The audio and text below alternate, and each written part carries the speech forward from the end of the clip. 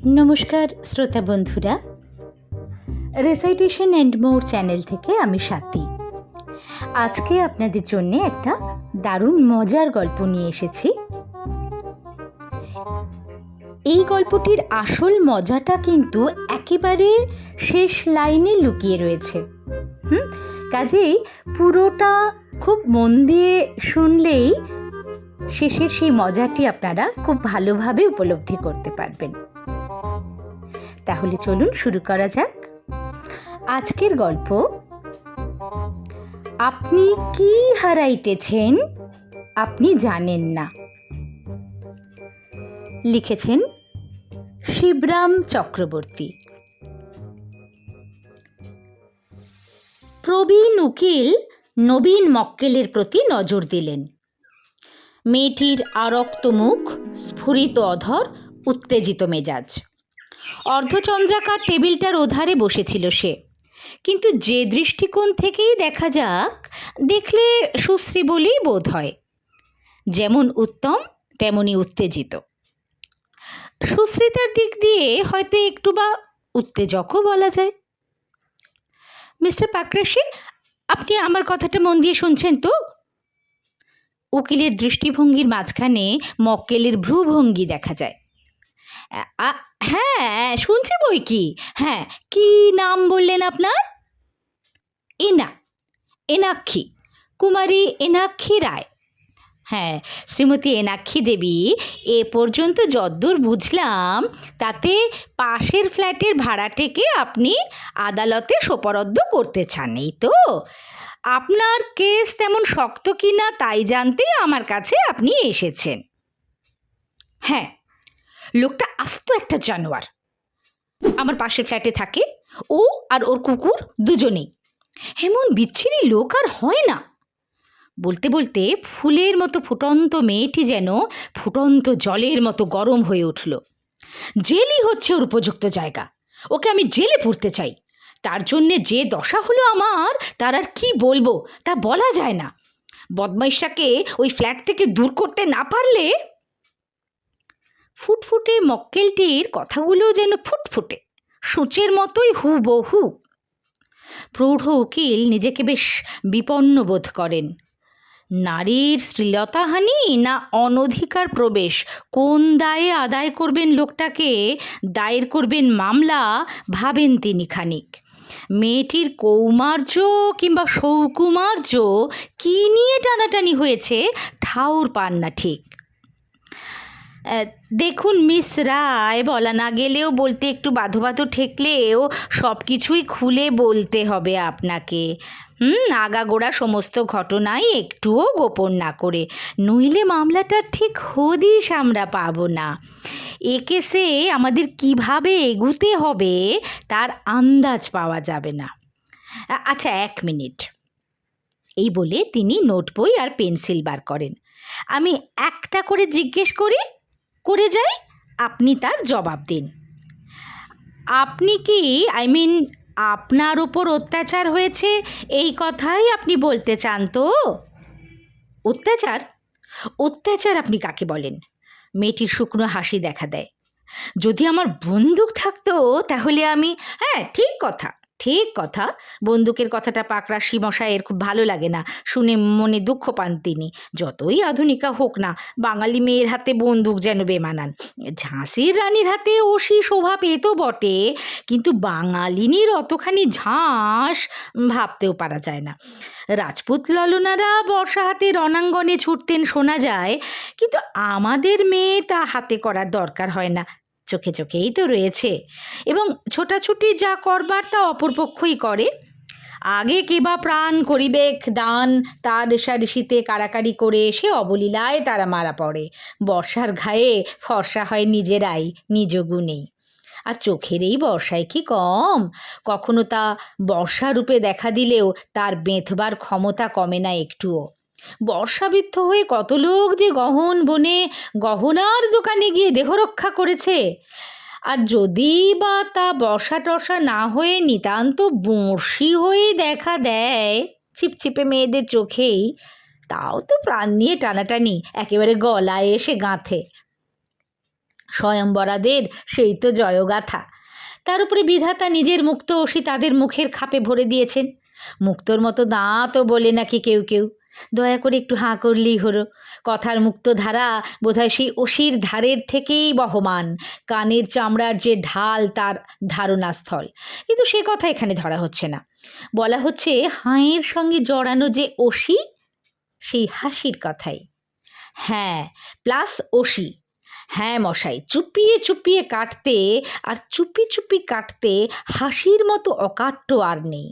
কাজ হাসিল করার মতো অমন ধারালো হাতিয়ার হয় না।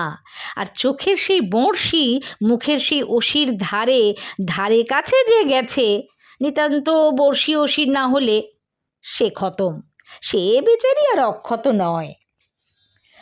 হ্যাঁ, ঠিক কথাই বলেন পাকরাশি, নিজের চিন্তাচক্রের জটিল পাক থেকে ছাড়া পেয়ে। কিন্তু বন্দুকের কথা কেন?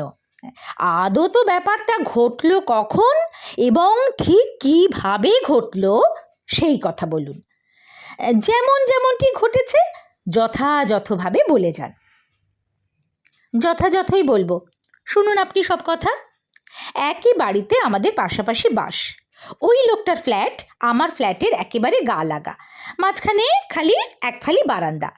বারান্দাটা একটা রেলিং দিয়ে দুভাগ করা। তার এধারে থাকি আমি একলাটি, আর ওধারে সেই জানোয়ারটা। একলাটি? একলাটি কেন জিজ্ঞেস করেন উকিল। আপনার আত্মীয় স্বজন কেউ নেই এখানে? কি করেন আপনি কলকাতায়? কাজ করি, চাকরি করি সরকারি অফিসে। বাবা মা সব দেশে, আমার মাস মাস টাকা পাঠাতে হয় সেখানে। বুঝেছি, কিন্তু এই শহর জায়গায় একেবারে একলাটি থাকা যেন মিস্টার পাকরাশি যেন কেমন লাগে, ব্যাপারটা ঠিকমতো পাকড়াতে পারেন না। একেবারে একলাটি নয়, ঝি থাকে আমার সঙ্গে, তবে সবসময় তো থাকতে পারে না, কাজে কর্মে তাকে বেরোতেই হয়। তবে রাত্রিরে সে থাকেই আমার কাছে। আর পাশের ফ্ল্যাটের সেই লোকটা, সেও কি একক নাকি সে ফ্যামিলি নিয়ে বাস করে? না, সেও একলা থাকে। বেথা করেনি যদ্দূর বদলোক হতে হয়। বদলোককে কে বিয়ে করবে? হতচ্ছাড়াকে কেউ কি মেয়ে দিতেছে? যাক, এখন আপনার এই ঘটনায় আসা যাক। এটা ঘটল কখন? কাল বিকেলে। কাল শনিবার বিকেলে অফিস থেকে ফেরবার পর। আমার ঝি তখন বাসায় ছিল না। আমি বাথরুমে চান করছি, এমন সময়, বলেছি না আমাদের দুই ফ্ল্যাটের মধ্যে এক ফালি বারান্দা আছে, ছোট্ট একটুখানি রেলিংয়ের মতো রয়েছে বলিনি? কিন্তু সে আর এমন কি বাধা, তাতে কি কিছু আটকায়? অমন জানোয়ারের পক্ষে তার ডিঙিয়ে আসা, ইচ্ছে করলে যে কোনো মুহূর্তেই সে আসতে পারে। হ্যাঁ, তা বটে। তা তারপর কি হলো? আপনি বাথরুমে চান করছিলেন, এমন সময় বাথরুমেই আওয়াজটা পেলুম। আমার শোবার ঘরের দরজা ঠেলে কে যেন ঢুকলো মনে হলো। হাওয়ায় খুলে গেছে ভেবে বড় তোয়ালেটা গায়ে জড়িয়ে চানের ঘর থেকে বেরুলাম। কি জানি, শোবার ঘরের ছিটকিনিটা আটকাতে ভুলে গেছি হয়তো। খিলটা লাগিয়ে আসি এই মনে করে বেরিয়ে আসতেই দেখতে পেলাম আমার ঘরের দোরগোড়াতেই দাঁড়িয়ে সেই মূর্তিমান। বুঝলাম। তারপর কি হলো? দুজনের দিকে চেয়ে থাকলাম মিনিট খানেক। তারপর আমি গর্জে উঠলাম, যাও, চলে যাও এখান থেকে। কিন্তু আমার গর্জনে সে কর্ণপাত করলো না। করবেই না, জানা কথা। পাকরাশি জানালেন, পশুত্বের স্তরে নামলে তখন কি কারো জ্ঞানগম্যি থাকে না বলেই তো এই এত সব আইন কানুন, পুলিশ, আদালত, এসব তো তার জন্যেই। নইলে তো আমাদের কারবার কবেই গুটোতে হতো। মিস্টার পাকরাশি, বলবো কি, কেমন একটা ক্ষুধিত দৃষ্টি দেখলাম তার চোখে মুখে, এমন বিচ্ছিরি। আর এত ভয় করতে লাগলো আমার চানের তোয়ালেটা আরো ভালো করে নিজের গায়ে জড়িয়ে নিলাম। তাছাড়া আর কি করবার ছিল তখন ভেবে দেখেন মিস্টার পাকরাশি। যথোচিত সজ্জাভাবের ওপরে যদি আবার যারপর নাই লজ্জাভাব দেখা দেয়, তখন 12 হাত শাড়ির কাজ 4 হাত তোয়ালে দিয়েই সারতে হয়। খাটোর জন্যে খাটনি একটু বাড়লেও বাধ্য হয়েই। ভয়ের কথা বই কি, নির্জন ঘরে একলা আপনি, অসহায়া তরুণী, আর অমন একটা বিচ্ছিরি কি বলবো বিভীষিকা আমার সামনে, ক্ষুধিত দৃষ্টি নিয়ে এক দৃষ্টে তাকিয়ে আমার দিকে। তারপরে আবার দাঁত বার করলো জানোয়ারটা, হাসতে লাগলো তার ওপর। পাকরাশি একটু অবাক হন, বলেন কি? হাসি? তা তা হয়তো হাসি হবে, ওই রকম ওদের হাসি হয়তো, কিন্তু সে ভারী ভয়ঙ্কর হাসি, কিংবা দাঁত বার করা, কিংবা আরও শুদ্ধ ভাষায় বদন ব্যাদান, যাই বলুন। তা দেখে আমি আর স্থির থাকতে পারলাম না, আমার গায়ে জড়ানো তোয়ালেটা ওর মুখের ওপর ছুঁড়ে দিলাম। আর আপনি, মানে আপনার গায়ে কিছুই থাকলো না? একেবারে একেবারে কী ভাষায় সেই অভাব ব্যক্ত করা যায় মেয়েটি ভাবে, আমার গা একেবারে নাঘাতের মতন। বুঝেছি। তারপর? তখনও আমি চেঁচাচ্ছি, তখনও, দূর হও আমার সামনে থেকে। কিন্তু শুনলে তো, তখনও তার নড়বার নামটি নেই। তখনও সে লুব্ধ নেত্রে, মানে কি বলে গিয়ে, সেই তার লোলুপ দৃষ্টি নিয়ে আপনার দিকে তাকিয়ে? হ্যাঁ, তখনও সমানে সেই চাউনি, আর সেই রকম, যদি তাকে আপনি হাসি বলতে চান, না তা বলতে চাইনে, তাকে মুখভঙ্গি বলা উচিত, দৃষ্টিভঙ্গির সঙ্গে মুখভঙ্গি। কিন্তু তারপর আপনার সেই তোয়ালেটা, যেটা ওকে তাক করে ছুঁড়েছিলেন, গায়ে লাগেনি তার, লাফিয়ে সরে গিয়ে সে পাশ কাটিয়ে নিয়েছিল। বটে, ভারী হুঁশিয়ার তো। বিলক্ষণ, কেমন লোকের সেটা তো দেখতে হবে। ভীষণ লোকের, মানে বেশ শক্ত পাল্লায় যে আপনি পড়েছিলেন তা তো বুঝতেই পারছি। ভীষণ বলে ভীষণ, তখন আমি আত্মরক্ষার আর কোনো উপায় না দেখে জলের কুঁজোটা তার দিকে ছুঁড়লাম। লাগলো তাকে? একদম না, মেঝেয় পড়ে চুরমার হয়ে গেল কুঁজোটা। আর আর তারপরেই সে তাড়া করলো আমায়। তাড়া করলো? তারপর মানে এগিয়ে এলো, সে পাকড়াতে এলো আমাকে। আর আপনি?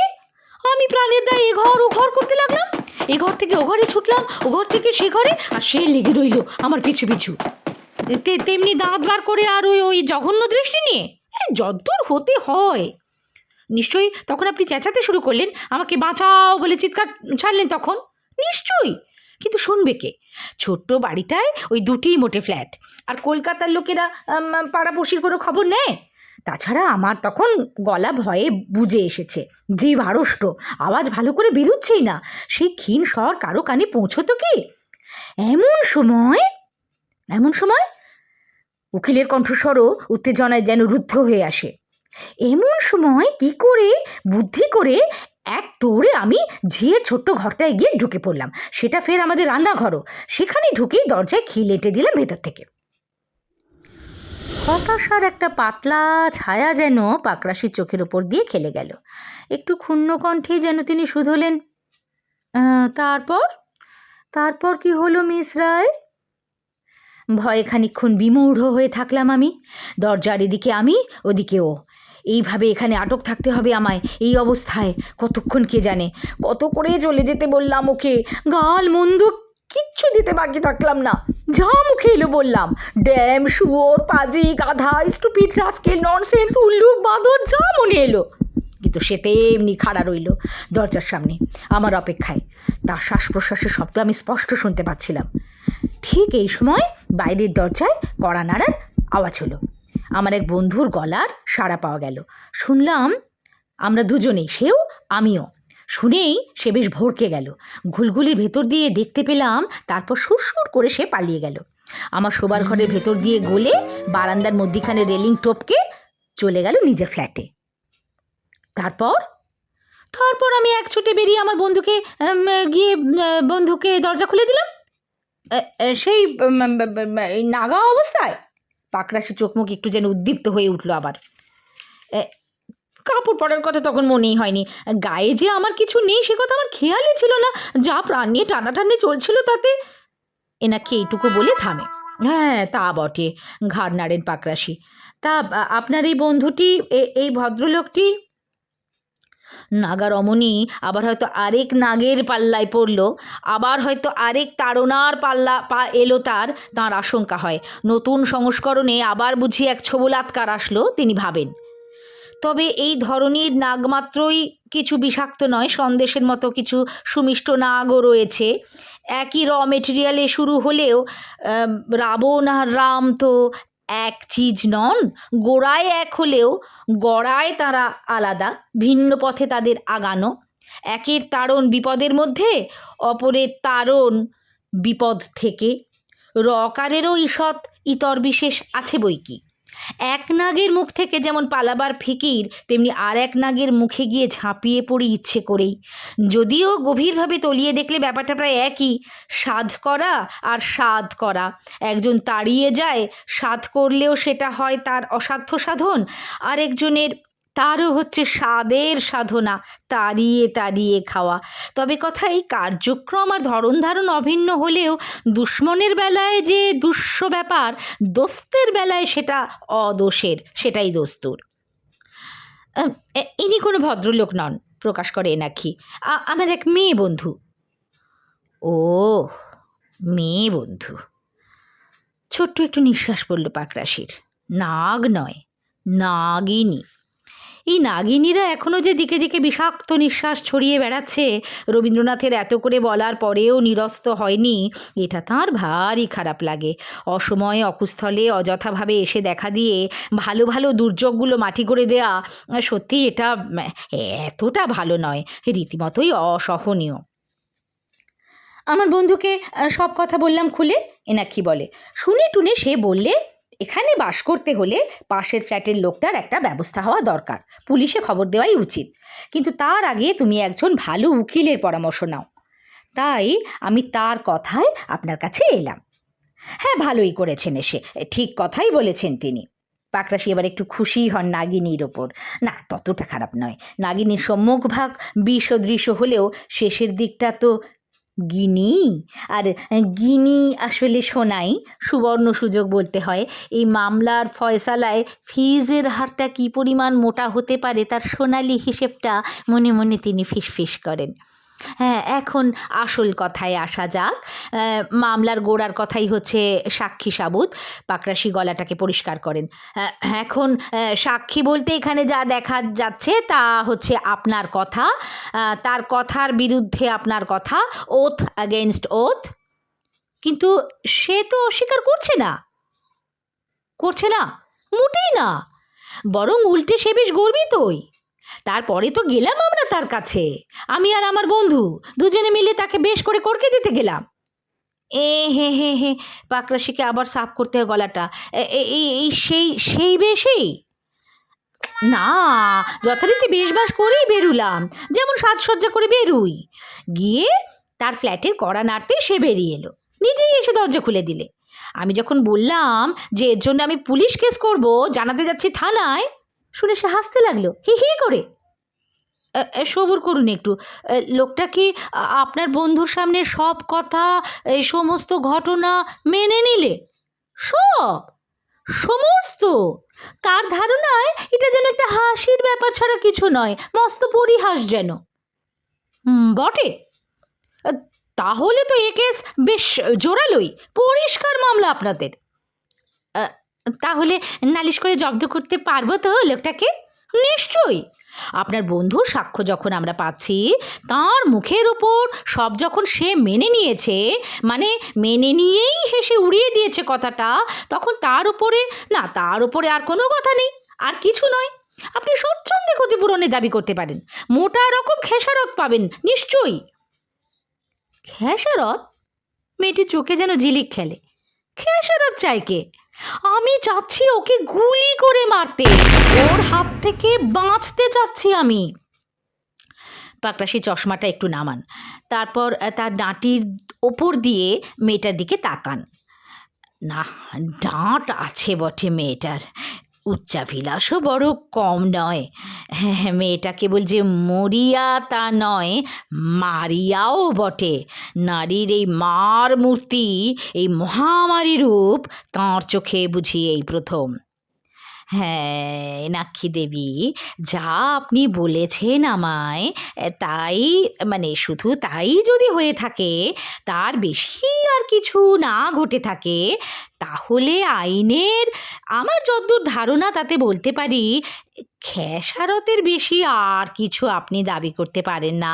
যেহেতু একটা লোক, তা সে যতই বদলোক হোক, আপনাকে শোবার ঘর থেকে রান্নাঘরে তাড়িয়ে নিয়ে গেছে, শুধু সেই তাড়নার কারণেই এদেশে কোনো আদালতই তাকে চরম দণ্ড দিতে রাজি হবে না। মনে আপনার যত বড় চোটই লাগুক, খালি এইটুকুর জন্যে ফাঁসি হতে পারে না লোকটার। লোকটার হোঁচট খাইয়ে নাকি? আরে লোকটাকে ফাঁসি দিতে চাইছে কে?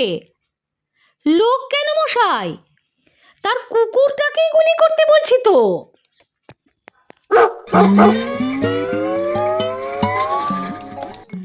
এতক্ষণ শুনছিলেন শিবরাম চক্রবর্তীর মজার গল্প আপনি কি হারাইতেছেন আপনি জানেন না।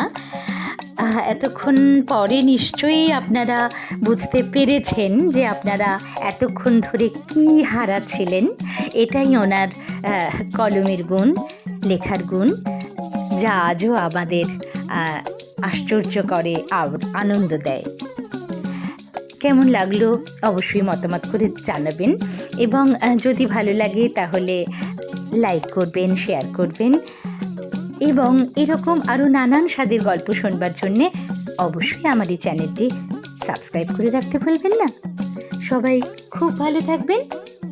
আবার অন্য কোনো দিন অন্য কোনো গল্প নিয়ে চলে আসব। কেমন? নমস্কার।